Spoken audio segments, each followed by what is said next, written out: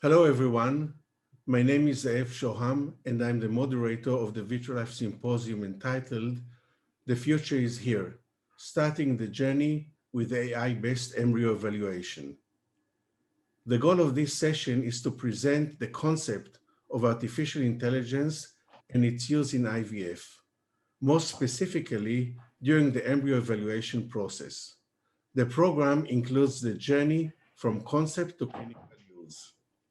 We have three distinguished speakers: Simon Cooke, Scientific Director of IVF Australia; Rimestad, Deep Learning Specialist at Vitrolife; Tony Price, Embryology Manager at Wessex Fertility Clinic in the United Kingdom.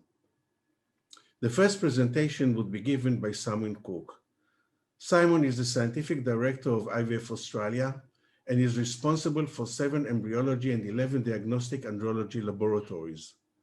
Working in and overseeing the management of embryo and sperm laboratories since 1992, Simon has driven multiple automation projects within the IVF Australia labs, from automated sperm analysis to new artificial intelligence technology that allows the best embryo to be selected for the patient's cohort.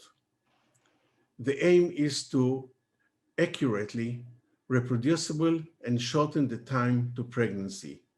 His presentation today is standardizing embryo evaluation workflow using artificial intelligence. So Simon, please go ahead. The floor is yours.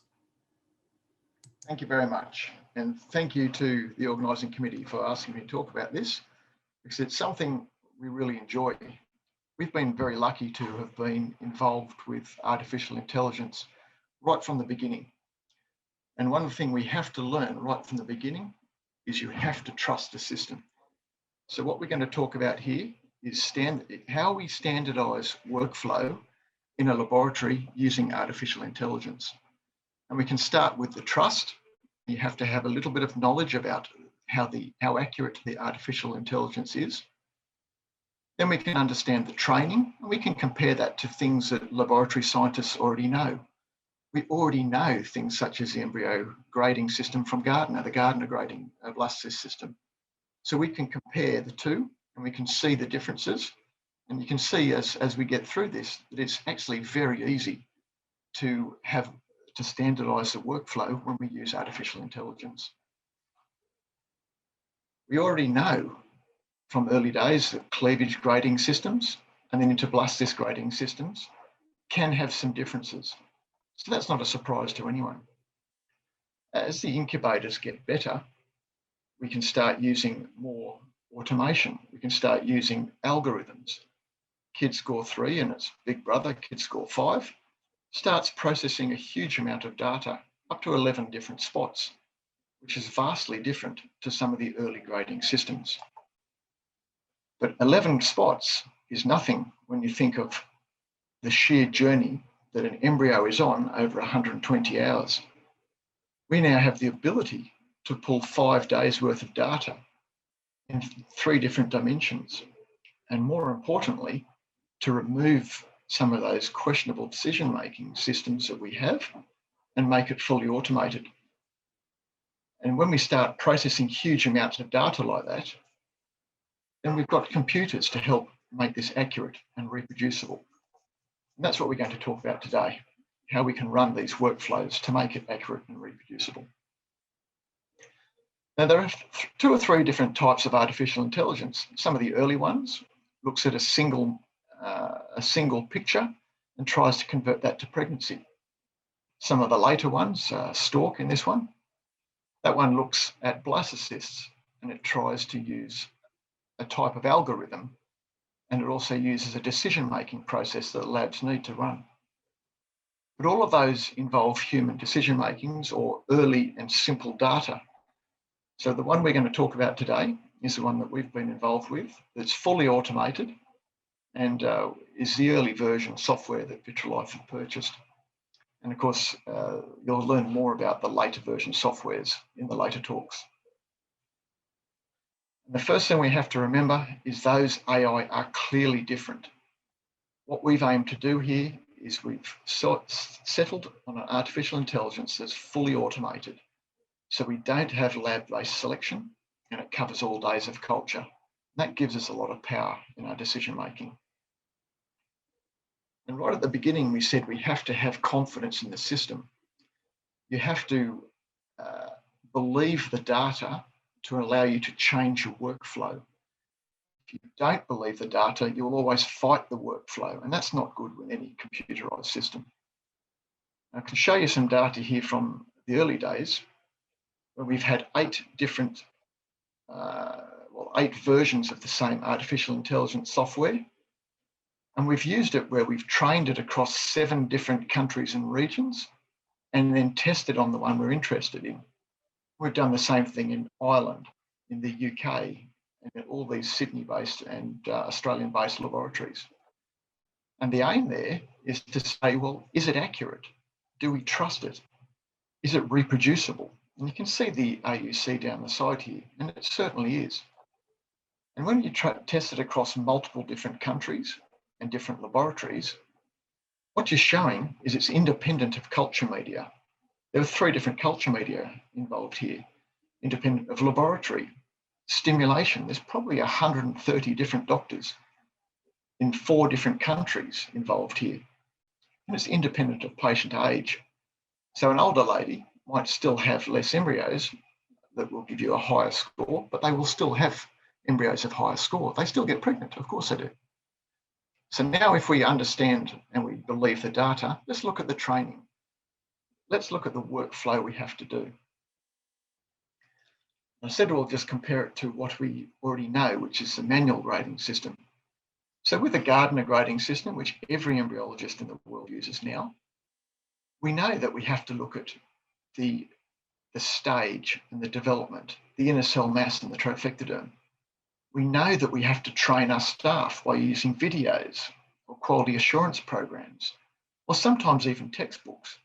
But we might show them hundreds and hundreds of these images and a little bit of brain training to try and get staff to memorize the items we're interested in. That's completely different to the way our artificial intelligence works, because they're looking at thousands of videos, tens of thousands, and up into the hundreds of thousands, as you'll see later on in the new version software. All of these videos have a known outcome. And we're looking at all the embryos and the stages of development. You can see these embryos growing here. Some have unusual things happening. And we can then go back and look at these over that 120 hours. And we're not just looking at the outcome at the end, which is what this grading system here is. We're looking at all the development parameters that lead up to this, as well as the end point. So when we understand the training, it gives us more confidence, and it leads us on to the next thing, is what can the laboratory do to get accurate scores? If we think again, back to the system that everyone knows now, how do we get an accurate Gardner grading score? Well, we all grade on day 5, of course we do. And if you have 3 or 4 embryos with the same grade, you can go back and look at the early days, the early data. When did it fertilize? Did it early cleave? What did it look like at 4 cell, 6 cell? If you look at embryos in those days. And then you can go back and look at your staff and say, well, are all my staff giving me the same information? We can look at their quality control. So what we're looking at here is things that are a little bit out of our control. We're looking back at the embryo. When we start using artificial intelligence in a workflow, we have to look at things that we do, because the items that we do are the items that will change the score. Humans are good at technical tasks, and that's what we're doing here. Scientists doing technical tasks, making the software better. And some examples of that might be, are we rinsing these embryos properly? Are we getting sperm off the IVF eggs when we put them in day 1? You can see some of these, let's see if I can move that. You can see some of these embryos have sperm off the side. So we're trying to eliminate any confusing factor where the artificial intelligence will not know what it's looking at. Remember, it's not logical. It doesn't know that's a sperm. one of the other things we can look at here is, can the artificial intelligence see the embryo? How can the artificial intelligence see the inner cell mass in this embryo? How can it see if it's starting to hatch? It can't in this embryo here. This embryo down the bottom is out of focus. And this embryo is actually a little bit of both. It's out of focus and it's got part of it developing outside of a viewing window. So as a system, we have to say, that's not good enough. Let's put our embryos in the center and give the software the best chance it can at scoring the embryo. We can look at other technical things. You can see here we've put them all beautifully in the center, and then we've closed the incubator lid very quickly, and we've caused the dish to jump. So that's a technical thing we've done. It's now jumped out of focus. So let's go replace the dish. Let's do it nice and calmly and close the embryoscope chamber carefully. Let's look at the other one. Let's try and remove some of the cells off the outside of the embryo. You can see the Brownian motion of the fluid causing these coronal cells to waggle on the outside of the egg. Artificial intelligence doesn't know that they're coronal cells. So let's try and clean them off. So we're not going to confuse it. Let's not try and have the AI think that this is hatching on day one, because that would be madness. It doesn't know how to interpret that information. So some of these are technical skills, and they're the important technical skills that will give you nice, calm, consistent scores. If we go back and look at how we use these scores now, if we look at the Gardner grading system, we know that we have papers all around the world that talk about the difference between A and B. Which one do you put back, AB or BA? So there's confusion in the grading system. There's evidence both ways. So it leads the staff to think, which embryo do we place back? We can overcome that very, very simply. Let's just give it a score, put back the highest score. How easy is that? It doesn't matter if the score is 0 to 100 or 0 to 10. It's still a score. The highest embryo goes back every time. That way we get patients pregnant faster. And we can use those embryos if we freeze them, we can thaw them or vitrify and warm them in order of the score. That way we're being logical. So let's pull all that together. Here we have a nice slide. We can see that we spent a lot of time making sure that all the embryos are in the middle of the slide. We have very minimal bits on the outside of the egg. And you can see that all these embryos are growing. They're showing you different parts of their development. But there's so much information happening here that we will never be able to interpret that. So a reasonable person would say the top 5 aren't in the game. Let's ignore them. Those 4 might get grown through to late day 5, maybe early day 6. Let's let them get into blastocyst. Let's let them see how good they can be. But that then gives us 7 embryos we have to make a decision on. In the old system, you'd be making a Gardner grading system on these and to be trying to interpret which embryo is best. And most people would normally go for the most advanced embryo. That is normally the embryo that's done, unless there's something that is obvious that doesn't happen. So imagine if you had software that instantly gives you a score. And straight away, it gives you a score, embryo 10, which is this little fella here. So the software is saying not only what it's looked at in its final image, but every image it's seen all the way through its development. And it's come up with mathematics that says this embryo is the best one. In fact, this embryo here that some people might have chosen is embryo 9. That's the fourth highest scoring embryo. And it comes back down to that trust in the data that we spoke about right at the very beginning. You have to trust the data to then say, I will choose that embryo and use it. So if we look at the final part of trust, which is, let's look at the scores. Now, we said earlier on that we're quite lucky. We've been using this software, the early version software, for quite a number of years. And we can look at the average score, and we can look at the real fetal heart implantation rates that we get. And we can look at these, I've got about 3,200 or a bit over 3,200 single day 5 transfers that we've done across 5 labs over these 2 years.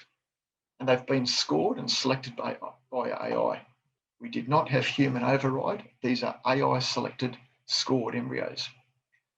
And we can see 2 different things. The first one is fairly obvious when we think back to the grading and the training. Some of these very low scored embryos, so embryos that have an average of 1 or an average of 7, is not very efficient. The AI is not very efficient in scoring them. Now, we know that from the very beginning because all of these embryos in the artificial intelligence training section were scored from embryos that had had a transfer. Not many people put back embryos of very low grade, so it hasn't seen enough of these embryos to make an efficient decision. That's why version 2 software with hundreds of thousands of embryos comes in. So the talk later on will talk about the power of the numbers. But everything else is actually really efficient. And this helps you build up that trust again in the score. So embryos that have an average of 25 as a score actually realistically have a 27 and a bit, 27.6 as a fetal heart. 35 is 37, 45 is 42, 56 is 51. Really quite accurate as you go through these fetal heart grades. These are not small numbers. These are large numbers. And overall, you can see that it's really, really quite accurate. And this is just the early version software. Okay, so let's wrap that up. If we go into the summary, what are the 3 things that we've said that are important? First up, you have to understand the power of the AI. It has an enormous amount of data into it, and you have to trust it because there's evidence there to say it looks at all sorts of development stages and it gives us really quite accurate information. The second one is the most important one. We're talking about workflow. What do we do in labs to do workflow? And as you saw there, we don't actually have to do all that much. We just have to clean them up, make sure then they're all in the middle so the artificial intelligence can see them. And then all these are technical things that staff are really, really good at. That's what we're good at, technical stuff. And the rest is simple. Just use in order of the highest score. No more thinking is involved. Okay, now I get the fun part of talking, but just want to say thank you to everyone at our labs that have given the information for these talks. And of course, in the early days, all this brains was done by Angus Tran. He developed the AI that's now owned by Vitrolife. Okay, thank you. Thank you, Simon, for an excellent presentation. I have a few questions here, and I wonder if you can address them, in very short answer. One of them is how this technology changed the way you worked in the lab. Yeah. How does it change? Okay, so what we have to do is be more technical. We have to think about what we're doing a bit more. And we have to be consistent in our use of the incubator and how we load the slides. If we think back to early days when we had embryo grading, no one cared how you put an embryo inside a droplet. You just put an embryo in a droplet and let it grow because you were going to pull it out and gardener grade it. We have to do more technical things now. As I said in the talk, humans are good at technical things. And it makes you understand more of the system and makes you realise that there's more to a system than just placing an embryo in a dish and letting it go for it, letting it develop. So the things, as you saw in that talk, were really, really simple things we do. It is so easy to run AI in large scale. We run 5,500 cycles across our laboratories. They're not small labs. It's really easy to do. And how this technology was perceived by the patients? Yeah. What we have to be careful of is we're just giving a score to help us make a decision. And that's the way it was set up for the accreditation process as we're going down through the Therapeutic Goods Administration, which is the regulatory body in Australia. So it's a tool that gives us a decision making. And I think when people start trusting the power and they see the accuracy, they see the number that comes out, and they can interpret that to their implantation rate, then it's a really a good system to help people understand, because a grading can be a confusing factor. A 5AB, a 3BA, it's very hard for a patient to interpret. But when you give them a number, they can clearly see that one number is higher than the other, and they trust you that you're putting back the embryo that's got the best score. There's no question that this technology will penetrate into all IVF lab in the near future. So how do you see IVF performed in the future with this technology? What it's done is taken away the differences between staff. The staff do the best they can when they're grading embryos, of course they do. But there'll always be some differences in the decision making and the embryo that is selected. What this will do is it standardises decision making across a huge number of staff. And whilst all the other embryos are vitrified, of course they are. We don't, not thrown away. So we will eventually end up using them. The aim of this is to get people pregnant faster, and consistent information. The embryo that has the highest output to be used first. That's what it's all about.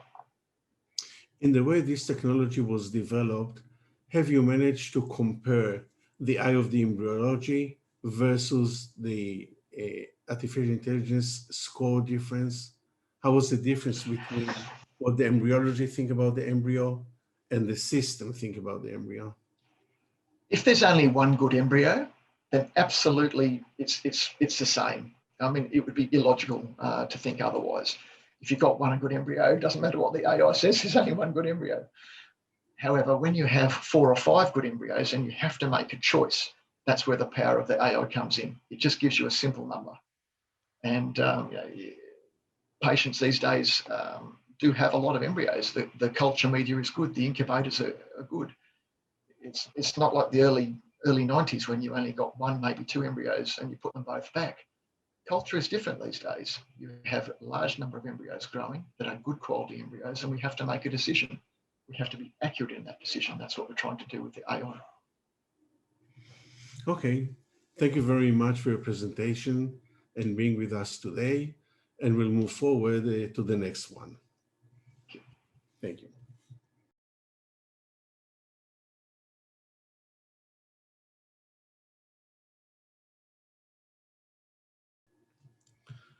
The second lecture is given by Jan Rimestad, who is a MSc in computer science from Aarhus University in Denmark. He has practiced machine learning and computer vision for more than 10 years. Currently, he is working at Vitrolife as deep learning specialist, developing artificial intelligence for time-lapse system. He has several reviewed articles and patent applications. His presentation today is Idea Score Behind the Scene towards full automatic embryo evaluation. Jan, please go ahead. Thank you for the introduction. Yes, today I will show you why we think IDA Score is a robust embryo selection tool and a great addition to our existing time-lapse system. And before I start, I need to disclose that I am a Vitrolife employee, as mentioned in the introduction, and I also am a Vitrolife shareholder.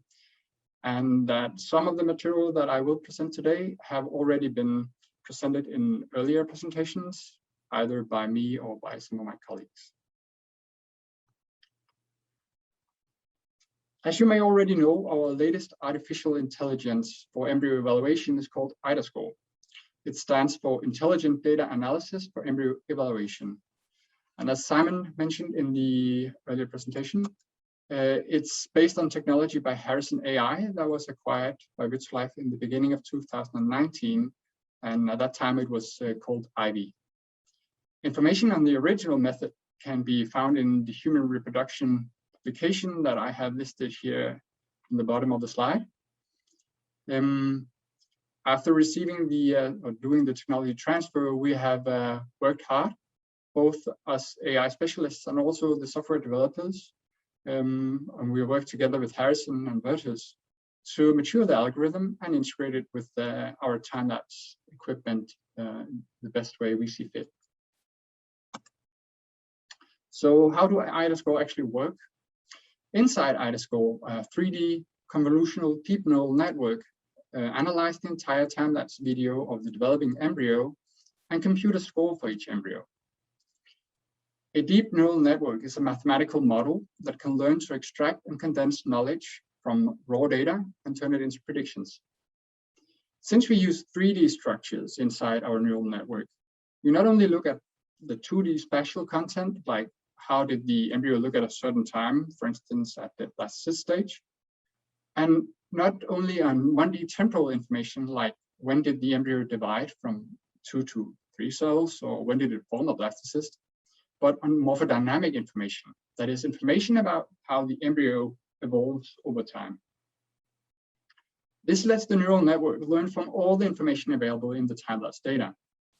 And the score that IDAScore outputs describes the embryo's potential to implant and result in a fetal heartbeat. IDAScore is a new optional feature to complement our existing time-lapse offering, and it runs directly on our ES server hardware, and thus require no additional costly hardware or any communications with servers outside the premise. To inspect and evaluate scores, we introduced the IDAScore module, shown here on the right, inside our new Vitrolife Technology Hub platform. It's a new UI that you can use to inspect and interact with our equipment. And it runs alongside the existing embryo viewer if you need to fall back to known ground. Here's an example of how 3 embryos from the same slide are evolving and their respective scores gained from IDAScore. We see that the difference in development affects the score, with the fragmented blastocyst getting the lowest score of 4.0, the slower developing embryo getting a medium score of 7.2, and the good-looking blastocyst with 5 days, within 5 days, getting the best score of 9.5. All shown on the UI on the right as well. Scores are consistent and does not require a lot of manual inspections, and thus aim at reducing the traditional time use when using time-lapse equipment. The original IV algorithm was developed on full time-lapse sequences from 8 different clinics, as shown here on the table, with more than 8,000 embryos total, where more than 700 had resulted in a positive fetal heartbeat. In the IDAScore version, we have managed to raise these numbers to 18 clinics, with a total of more than 115,000 embryos, of which more than 4,300 were positive pregnancies.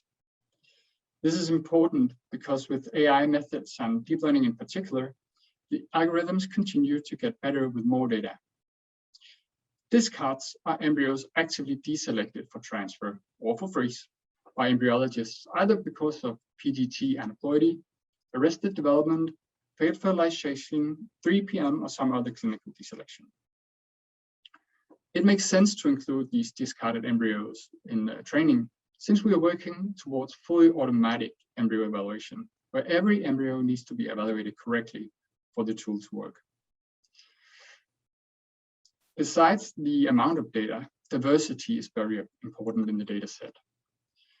A diverse data set is very important because AI learns by all the properties present in your data, and because a diverse data set is needed for covering as much difference in development as possible. That was back to what Simon talked about earlier. To increase the robustness of the model, we need to increase the data. A lack of diversity may lead to poor AI performance for specific subgroups of data, and in some cases also lead to unwanted bias. The IDAScore bases comprise data that differ by clinical practice or site origin, IVF and ICSI, clinical protocol, patient age, and is also geographically distributed across 3 continents. It's also well balanced between fresh and frozen embryos that has known implantation data.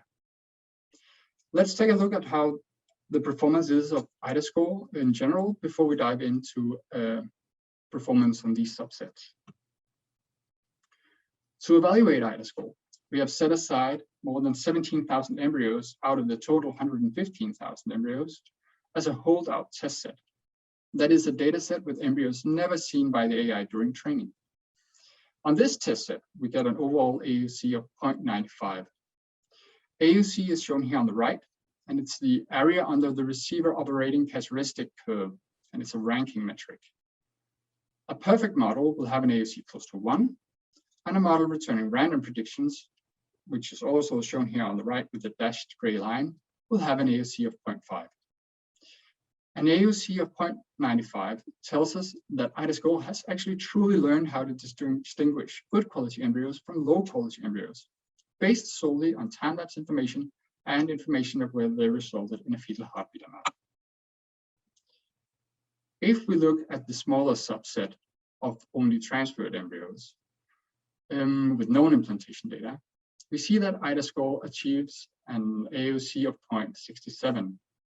This means that IDA-score, in addition to separating low and high quality embryos, as shown on the previous slide, also performs very well at ranking good quality blastocysts. In fact, as we will see next, the performance is very similar to KIT-score Day 5 version 3 when sorting embryos for transfer, but without needing any manual annotation or evaluation. So if we take a look at the subset of data with annotations needed for computing the score for KIT-score, we see that both models perform very well at sorting the embryos for transfer in the specific cohort. And we see that KIT-score Day 5 version 3 has a little lower, like an AUC of 0.66 compared to the AUC of 0.67 for IDA-score. So it is very similar performance. KIT-score Day 5 version 3 has been shown to perform very well in many different clinics, and therefore having a tool that is equivalent or better performing than this is actually really great, and it doesn't even require any manual inspections. So let's take a look at some of the subsets of data. If we take a look at patient age on the holdout data set, and I just need to make clear before I tell about these numbers that we do not include age as a parameter for the AI to learn or compensate for. We're just evaluating data groups by age here. We have divided into 4 groups, each with several thousand embryos and hundreds of transfers, making it possible to compute these useful statistics. The confidence interval of each of these scores are shown with the range on top of each of these bars. And I've also added the AUC on top of the bars to make it easier to read. The AUC for all embryos are shown on the left, and it has an impressive 0.93, showing great performance regardless of age, or it ranges from 0.93 to 0.97. And for the blastocysts with known implantation data, we see an AUC ranging from 0.63 to 0.69, which is fairly close to the overall AUC on the known implantation of 0.67 that I showed just before. Robustness can also be demonstrated for the 2 insemination methods, IVF and ICSI. Let's take a look at the data where these labels are actually present. On the left, AUC for all data shows equivalent performance regardless of insemination methods, with an AUC of 0.95 for ICSI and 0.96 for IVF. And the data on the right shows that for known implantation data, the performance is also very close, with an AUC of 0.69 for ICSI and 0.67 for IVF. Another interesting cut that we can make, or subset we can look at is how long the embryos are grown. Most of our embryos are grown for 5 days, and we provide scores and ranking from 112 hours of incubation. But a substantial part of the data actually is grown for 6 days. Regardless of the length of this period, IDAScore performs ranking with similar power with an AUC of 0.93 for all embryos that has incubated for 5 or for 6 days, as shown here on the left. And the AUC is 0.65 and 0.66 for transferred embryos with known implantation data, as shown on the right here. So very similar performance regardless of the days of incubation. If we take a look at IDAScore's ability to rank fresh and frozen transfers of blastocysts with known implantation data separately, we see that fresh transfers have an AUC of 0.69 and the frozen transfers have an AUC of 0.64. The AUC for frozen transfers is significantly lower than the fresh transfers.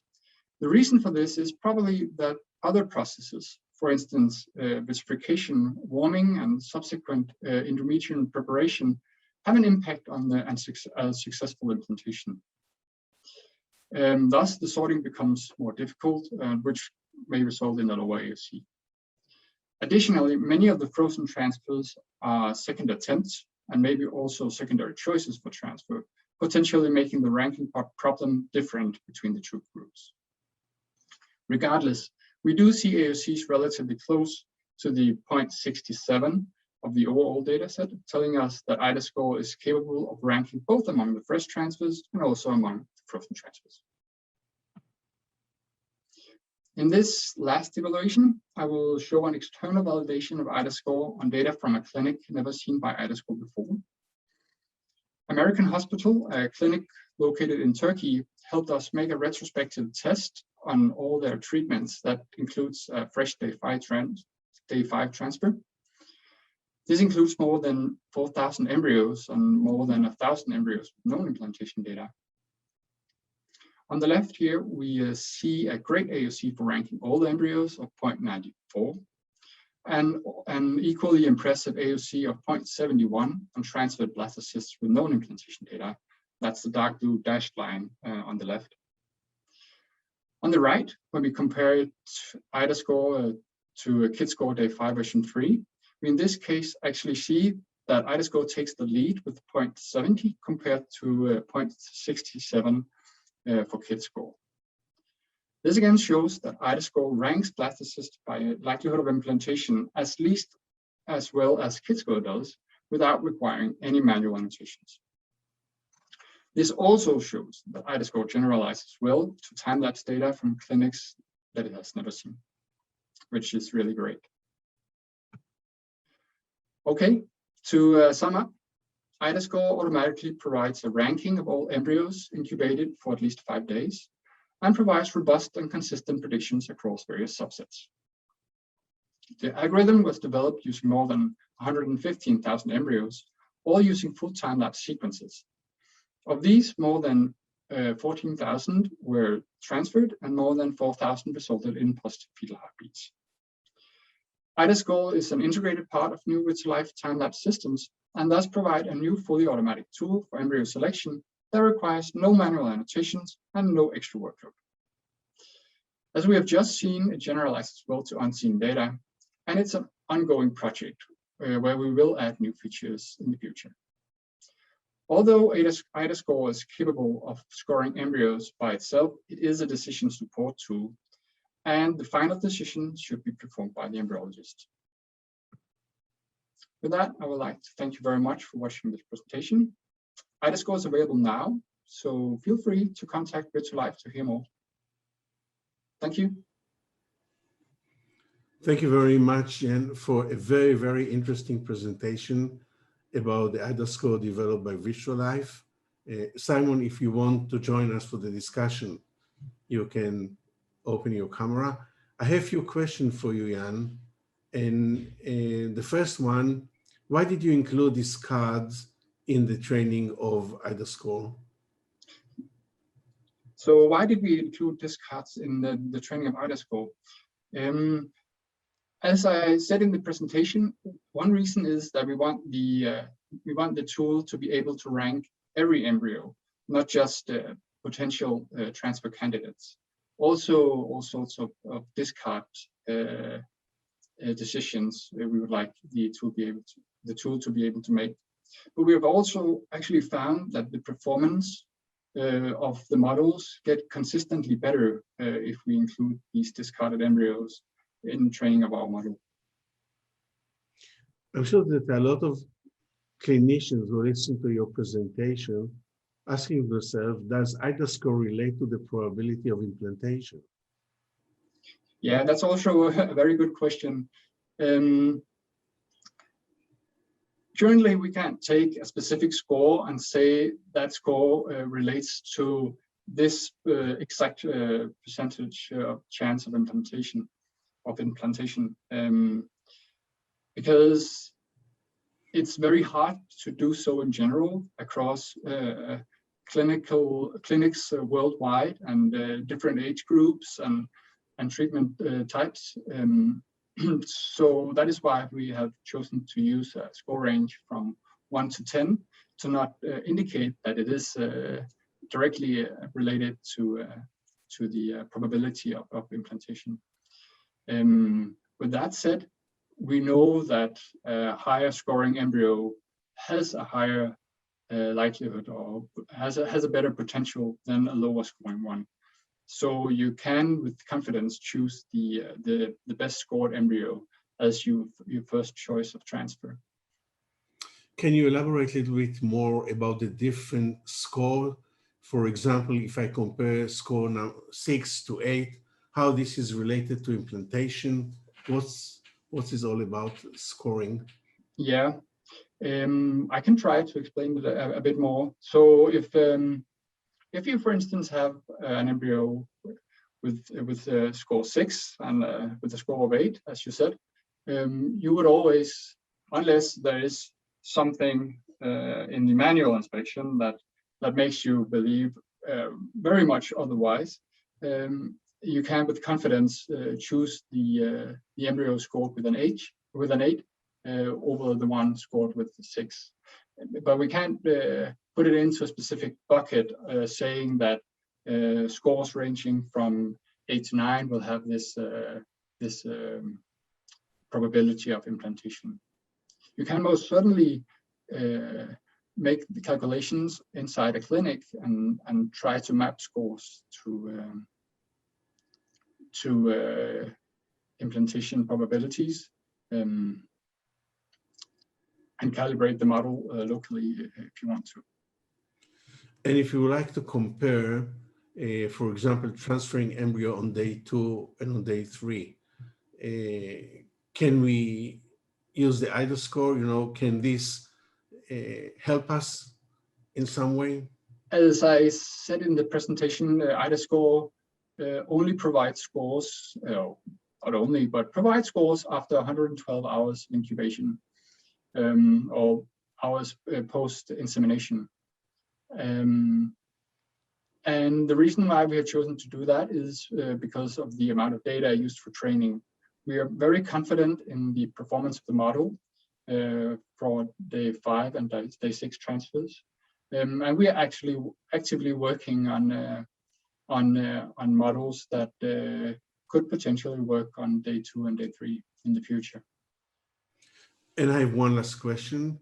You developed the model based on videos that you actually acquired from things that happened.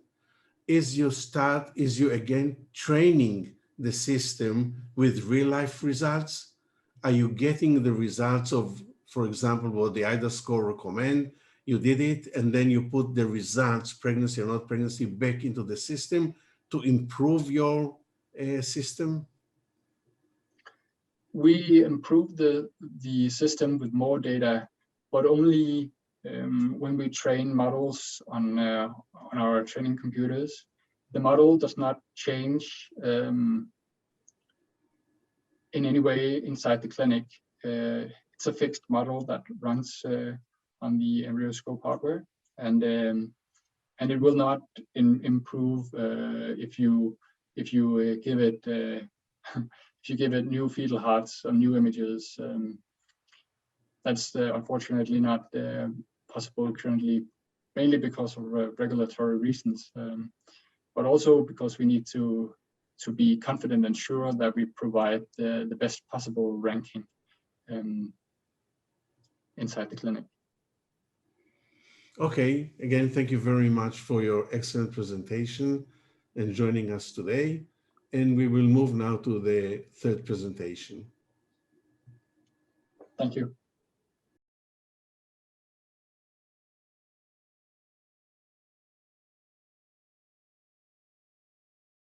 The last presentation in this session will be given by Tony Price, Embryology Manager at the Wessex Fertility Clinic in the United Kingdom. Tony has been working as an embryologist since 1999, starting at Winterbourne Hospital in Dorchester, where he qualified in 2003. After moving to Wessex Fertility, he completed his MSc in clinical embryology at Leeds University. He now works as Wessex Fertility's embryology manager. Tony serves as the Association of Clinical Embryologists Training Committee, and therefore is responsible supervising trainees embryologists across the UK. His presentation today is experiences evaluating Vitrolife AI solutions for embryo evaluation. So Tony, please go ahead. Well, thank you very much. Firstly, I'd just like to thank the organisers, IVF Worldwide Online Initiative, for inviting me to speak on my experiences with AI in embryo selection. So I'd just like to start off by declaring any conflicts of interests that I have. Firstly, I'm employed by Wessex Fertility, and we are part of the Fertility Partnership, the abbreviation of which is TFP. Sadly, I have no financial interests in Vitrolife or its subsidiaries. So in terms of summarising what I'm going to try and talk to you about during my 15 minutes with you today, is our initial use of time-lapse imaging at Wessex Fertility. Before I then talk about how we validated the use of guided annotation in Kids Score Day 5, version 3. I'll then move on to talk about the workflow considerations in respect of guided annotation and Kids Score, before going on to discuss or summarise our evaluation with the IDA score. But first, just a little slide on who Wessex Fertility are. So Wessex Fertility is a medium-sized clinic based in Southampton within the UK. We're one of 8 TFP clinics in the UK. We have another 15 clinics scattered around Europe, Poland, Netherlands, Austria, and Germany. And we're responsible for carrying out approximately 12,000 fresh and 8,000 frozen cycles per year. So our experience with time-lapse imaging began in 2017 with the purchase of an EmbryoScope Plus incubator. And at that time, we hadn't really considered using it for guided annotation. We hadn't really heard of kids scores. We were mainly interested in the proposed benefits of a stable culture environment, whereby the interruption to the temperature, gas mix, and exposure to visible light would all be kept within a physiological range. We did, of course, take advantage of screening embryos for typical division abnormalities, direct cleavages, reverse cleavages, multinucleation, etc., and deselecting embryos displaying these abnormalities where we could prior to embryo transfer. So guided annotation began for us at the beginning of the COVID-19 lockdown in the UK, and it started as a project of mine. I was very interested to see how AI could be used and how well it would perform against our conventional grading. And so I decided during the time that the clinics were closed in the UK to look back at some of our historical data and see if we could validate the KIDS score day 5 for clinical application. So this is just a summary slide that talks about guided annotations, and surely the other speakers that have presented before me will have some more information on this, or presented some more information on this. But essentially, it's been developed on many embryos, and this example, 1 million embryos. Guided annotation estimates morphokinetic events, including PN status, time to 2 cells, time to 3 cells, 4 cells, 5 cells, blastulation, and also accounts for trophectoderm and inner cell mass quality. Its estimates are semi-automated and depend very much on the user settings. So the users can set a confidence interval, as it were, to predict, to allow the embryo viewer to predict morphokinetic events and determine when these key events are.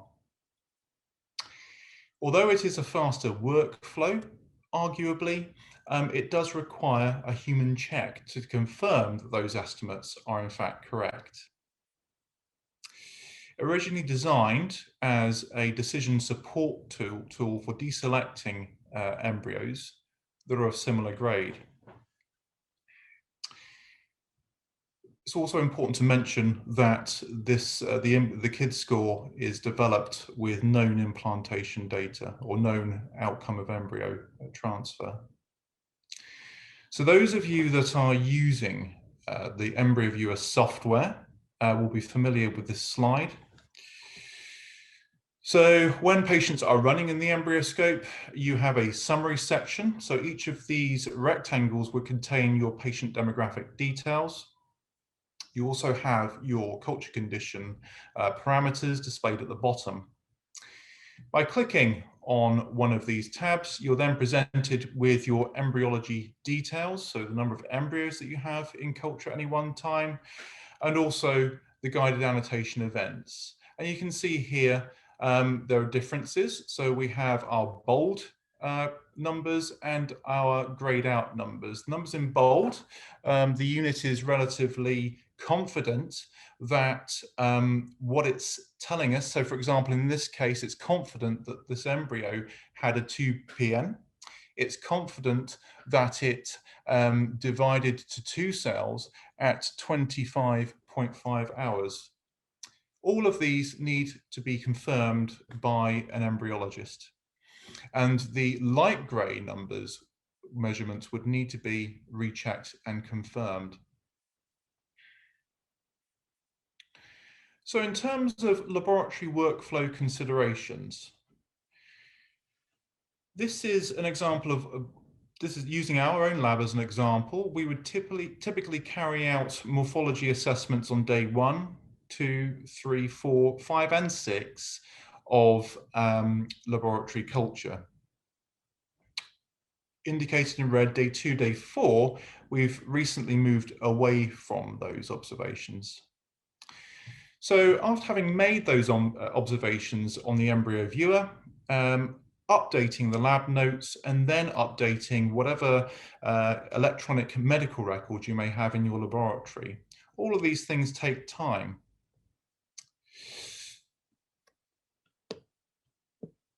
Embryo selection is typically based on morphological grade. With the KIDS score, we're also required to carry out the confirmation of the guided annotations, and then we have embryo selection that can be based on our KIDS score as well as our embryo morphology. So there's potentially a lot of work there to be done by the embryologist. So this is a poster presentation that we submitted to Fertility 2021, which was held in the UK. So we were interested to look back at our historical data in a semi-controlled patient cohort. Given that it's quite a massive exercise to trawl through retrospective data and confirm guided annotation estimates, we decided to focus on frozen embryo transfers. The benefit of frozen embryo transfers, of course, is that you exclude confounding factors that may be associated with fresh cycles. So we looked at the potential application of automatically generated KID scores in embryo selection in our controlled patient group. And as I say, the data was collected. The interesting point here is that the data was collected without manual correction. So we trusted the AI aspect of the embryo viewer and the estimates. So it was a retrospective study. Blasted stage frozen embryo transfers that were carried out between June 2017 and August 2019. So number of frozen embryo transfer cycles was 407. Embryos where we could track the fate of their fate in terms of pregnancy outcome was 354. The exclusions were PGTA cycles, warmed oocyte cycles, surrogacy and donation. And we sorted our data into 3 arbitrary KID score groups. And what we did to try and ensure that the numbers between whatever groups we were looking at was consistent, we sorted our data from lowest to highest KID score and divided it into 3 groups. And that's how we came up with our groups of 1 to 5, 5.1 to 7, and greater than 7. We use chi-squared as our statistical test with a significance level of less than 0.02. So what did we find? Well, we looked at our positive pregnancy rate, our biochemical pregnancy rate per embryo transferred, not embryo transfer procedure, and our clinical pregnancy rate per embryo transferred. And what we found between our groups is that there was a positive association, which was found to be significant between our groups from low to high for both the biochemical pregnancy rates and the clinical pregnancy rates. In terms of miscarriage, we didn't see anything that was significant, but nonetheless, we did see a downward trend according to the group with miscarriage, with the miscarriage rate being higher for the 0 to 0.5 group, 0 to 5 group, and at its lowest at the greater than 7 group. So we concluded from this validation trial that our KID score was positively associated with implantation potential, that guided annotation without any kind of human correction appeared to produce reliable results in terms of predicting embryo implantation potential. But we also conceded that we needed further analysis to build on our data set before we made any firm decisions. There are a number of limitations to our short study, or small study rather, in that it's a retrospective analysis and embryos will have already been selected for transfer based on morphology alone. So there's a bias there. Relatively small data set. And embryos with known developmental abnormalities, such as reverse cleavage, direct cleavage, would have been excluded from this data set before transfer. So IDA score is something very different, or a little different to KID score, in that it doesn't require any kind of automated correction, any kind of correction from the practitioner. So it is a system that's been developed by showing artificial intelligence software raw images of embryos, and then feeding the AI software with outcome data for those embryos. So let's just consider a moment again those workflow considerations if IDA score rang to be true. So our embryo evaluations, our laboratory note updates, electronic record update, embryo selection. So we've had our KID score that we've now validated and we're potentially happy with. But of course, this is a lot of work for the embryologist. So IDA score, the way I see it, can actually have a benefit in terms of, if it works, in terms of cutting out the labor intensiveness of having to manually annotate embryos or correct guided annotations. So a little bit about IDA score. Trained and tested on 115,000 embryos from 18 centres. No extra processing steps are required because this is entirely artificial intelligence predictions, and there's a randomised controlled trial in progress. And I find it fascinating that nobody knows what the IDA score software is looking at. So this was installed on our embryo viewer system in January 2020 under a Vitrolife technology hub.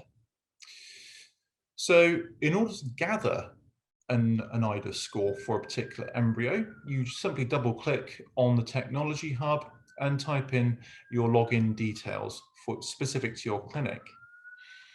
To get your IDA score, you double click on your IDA score, and then what you do is type in your unique patient identifying code. You're then presented with embryos that are ranked in order of their IDA score, along with their transfer fate, summarized by a picture on the right-hand side of the image.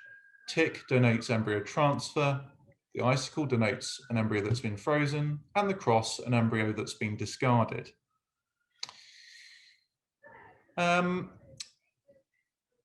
So what did we do to validate the IDA score? Again, it's a retrospective study.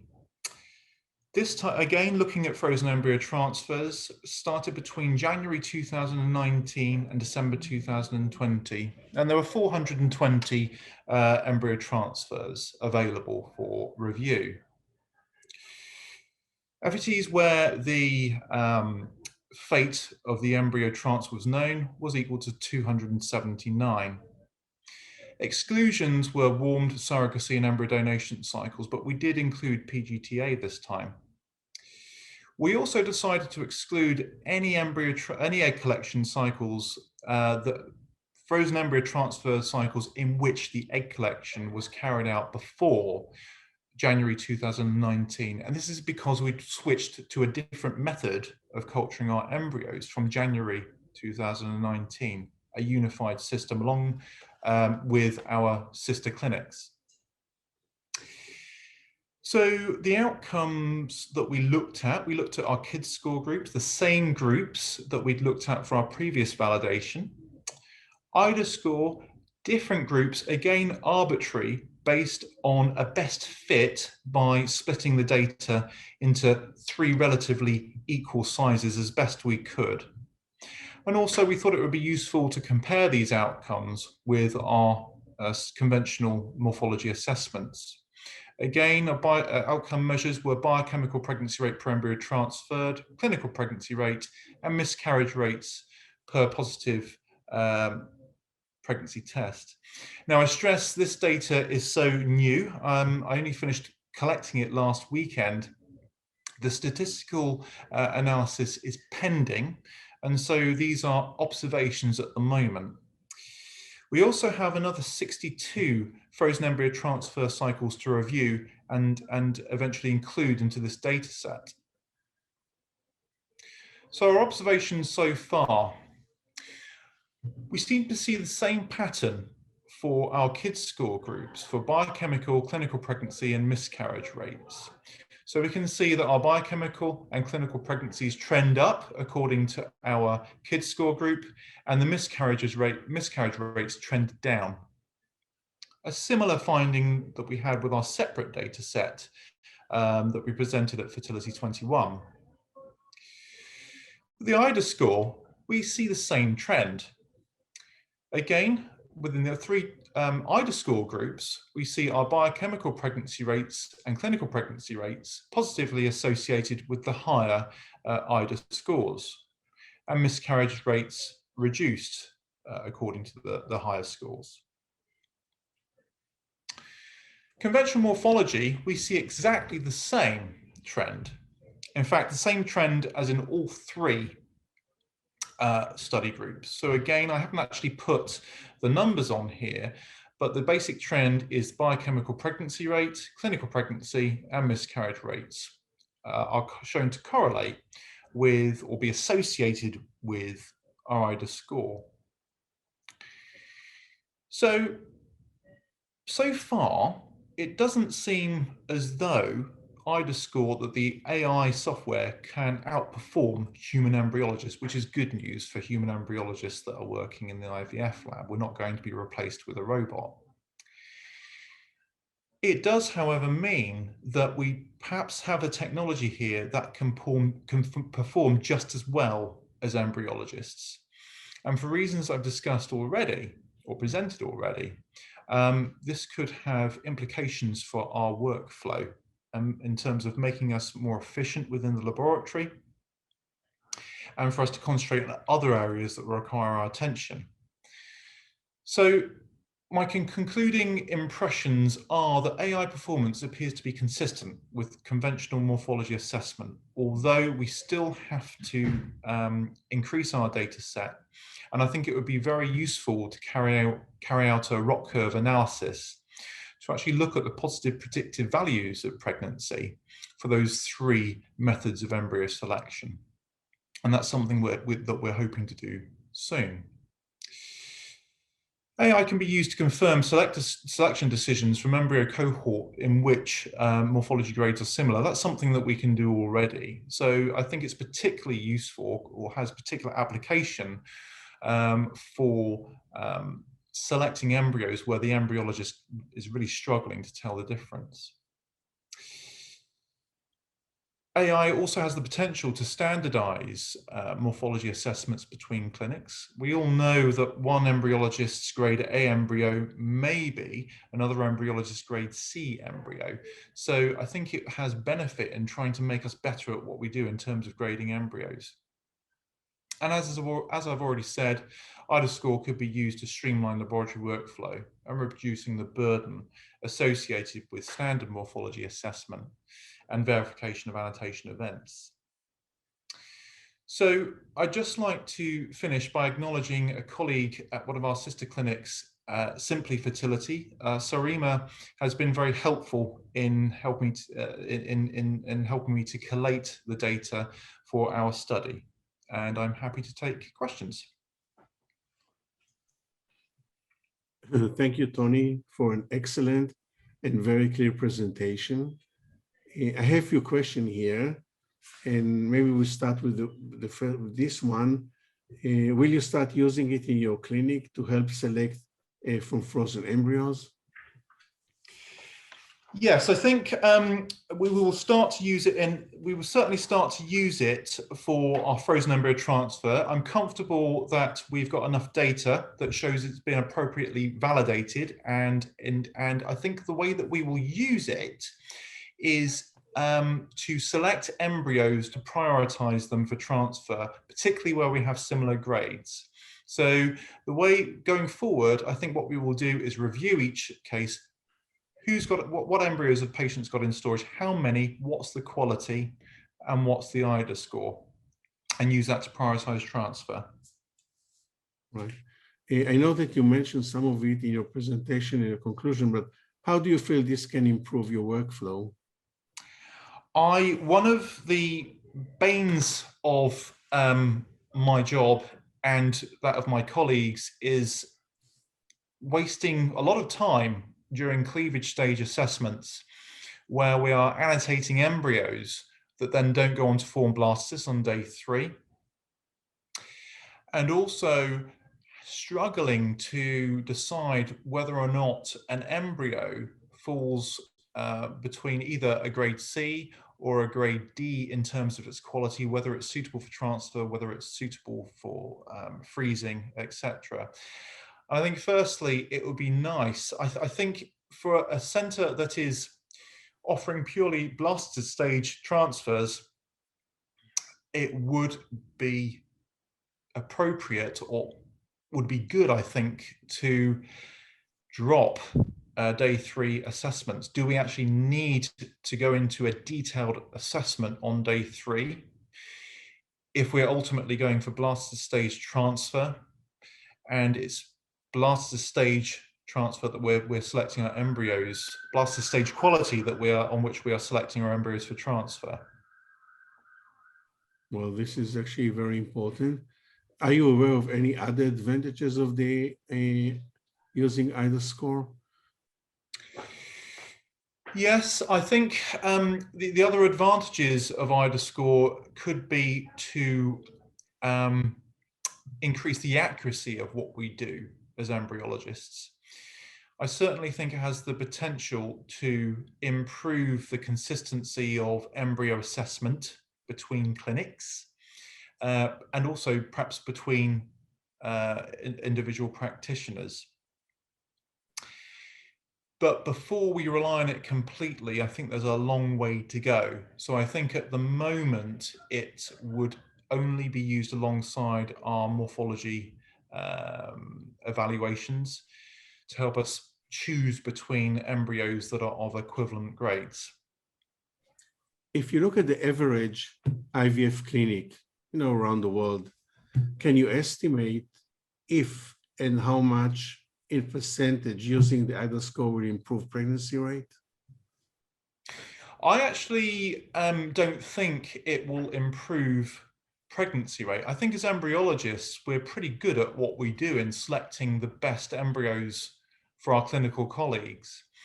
And I think it's the wrong view to look at it as a tool for improving embryo selection. I think we need to look at it as a potential mechanism for increasing the efficiency of selecting embryos and reducing our workload as a result, potentially. Right, Tony.